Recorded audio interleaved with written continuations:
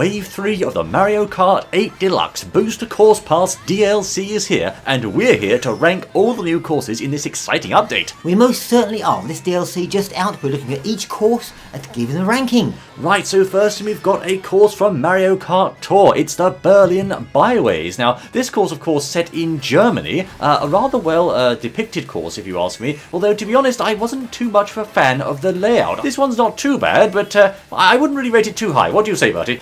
Well, you know, looking at it, to be personal, I like it. I don't think it's too bad. The layout sort of makes me think a bit of like I'm playing Need for Speed on the roads there. Well, exactly. Lots of road-based racing here. If you ask me, road-based racing is fine in Mario Kart. I like city-based courses like Mushroom Bridge and all the rest of it.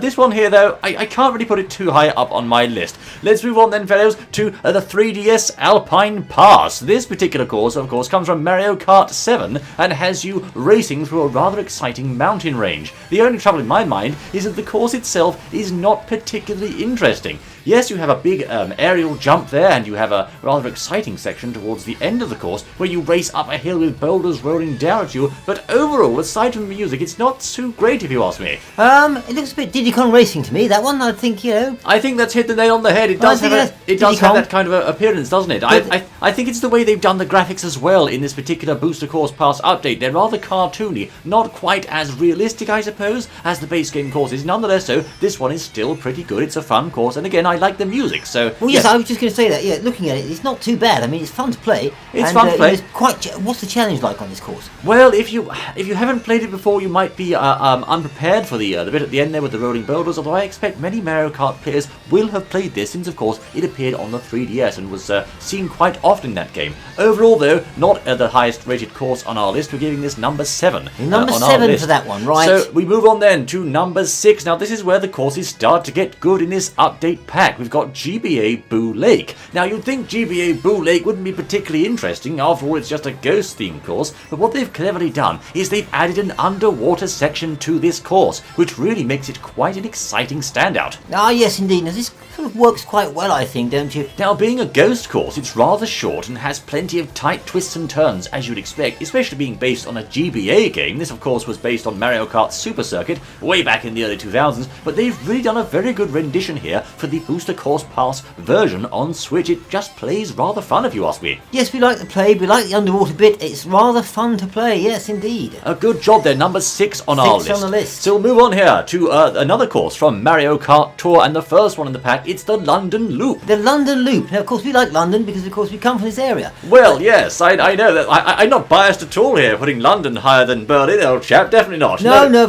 bias at all. So the game itself, yes, a lot of road work here on this one, we think. Lots of racing through the streets of London, yes. Past Big Ben and other famous London landmarks, has some exciting chain chomps to keep you on your toes, and is overall a rather good multi-stage course. It, rather like the Berlin one, changes layout as you proceed through the laps, and it generally does remind us very much of London. It's a jolly good effort, I have to say. But anyway, moving on here, we come to a new course created entirely for this booster pack, which is, of course, Merry Mountain. This one is very Christmassy. Ah, yes, indeed. Very seasonal, I think, this one. I don't know if they've done that on purpose or not, but of course it's going to be in there throughout the year. But yes, lots of snow. Now, how's the snow handle? The snow, of course, doesn't affect your handling an awful lot. It has a very good atmosphere, this one. I've got to be honest with you, when I first saw this course, my first thought was Woodville TF2, but thankfully it's no Woodville. This one is really done very well. It has a rather warm, festive atmosphere, and it's fun to race on. The layout isn't particularly complicated. It's a fairly simple oval shape, but it just is quite a nice, heartwarming sort of course to play. Yes, most certainly. Yes, it's not bad at all. We like the scenery is very nice, and the gameplay on the course quite challenging.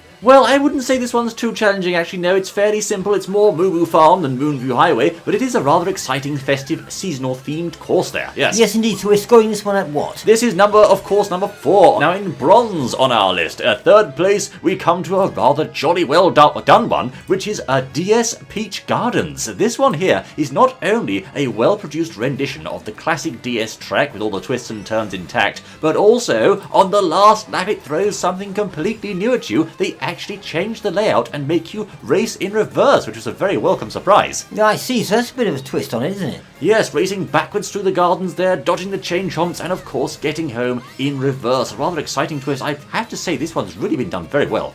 Yes, indeed. So, challenging then. This course, how challenging is it? Well, out of 10, I'd have to give this one a 7. It's actually quite challenging at first because you've got these tight twists and turns, corners, chain tromps are plenty to dodge, lots that can go wrong, the gophers at the end. This is quite a tough course, but it's rather fun, I have to say. Bronze for this one. Yes, indeed, yes.